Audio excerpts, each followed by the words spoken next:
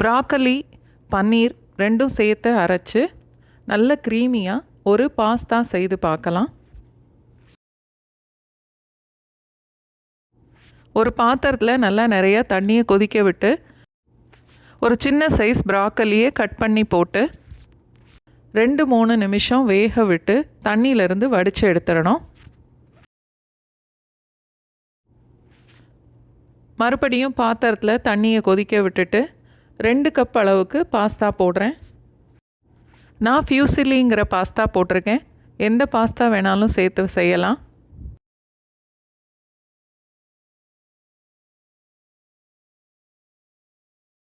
Pasta வேகும்போது 1-2 teaspoon அளவுக்கு உப்பும் சேர்த்து வேக விடணும். பாஸ்தா வேக வைக்கிற டைம் அந்த பேக்கெட்டில் உள்ளதை ஃபாலோ பண்ணிக்கலாம்.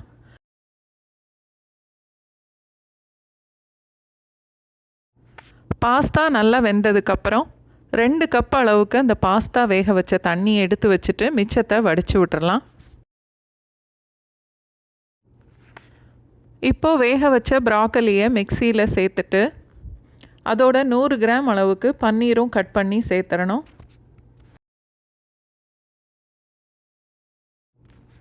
3 இல்லை 4 பல்லு பூண்டு, 3 பச்சை மிளகாய்,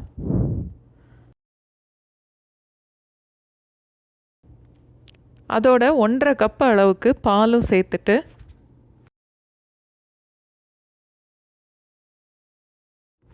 பாஸ்தா வேக வச்ச தண்ணி 1/2 கப்பில் இருந்து 1 கப் வரைக்குமே சேர்த்துடலாம். எல்லாம் சேர்த்து நல்லா நைஸாக அரைச்சி எடுத்துக்கணும். 2 டேபிள் ஸ்பூன் அளவுக்கு ஆலிவ் ஆயில் சேர்க்குறேன். நல்லெண்ணெய் தேங்காய் எண்ணெய் இல்லாமல் எந்த எண்ணெய் வேணும்னாலும் சேர்த்துக்கலாம். 1/2 டீஸ்பூன் அளவுக்கு மைதா,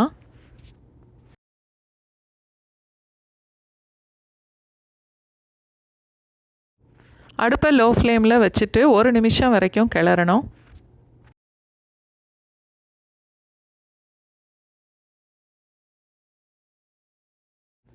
ஒரு டீஸ்பூன் அளவுக்கு சில்லி ஃப்ளேக்ஸும் சேர்த்துட்டு 15-20 செகண்ட்ஸ் வரைக்கும் வதக்கினா போதும். இப்போது மிக்சியில் அரைச்சி வச்சுருந்த ப்ராக்கலி பன்னீரை சேர்த்துடலாம்.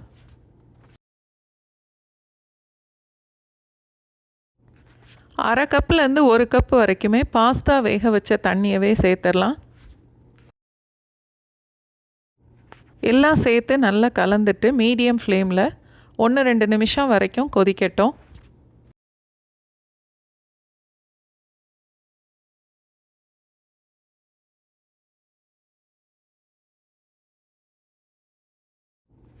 நல்லா கொதித்து கொஞ்சம் கெட்டியானதுக்கப்புறம் அடுப்பை ஆஃப் பண்ணிவிட்டு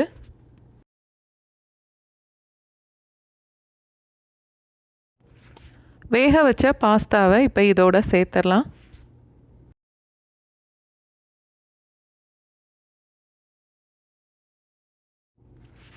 இதை நல்லா கலந்து வச்சுட்டு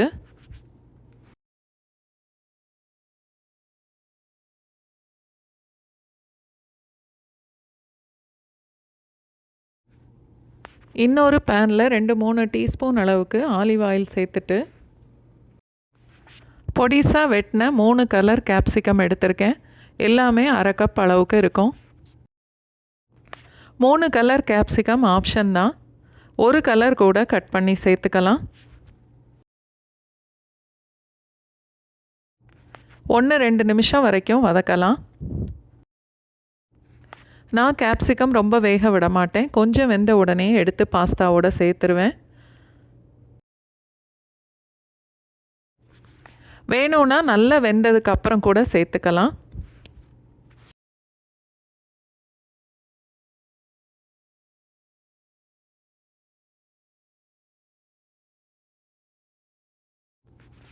வதக்கின கேப்சிகம் எடுத்து பாஸ்தாவோட சேர்த்துட்டு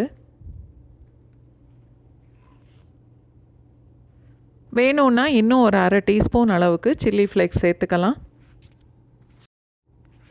எல்லாம் சேர்த்து நல்லா கலந்துட்டு சூடாக இருக்கும்போதே சாப்பிட்டு பாருங்கள். ரொம்ப நல்லாயிருக்கும் இந்த பாஸ்தா.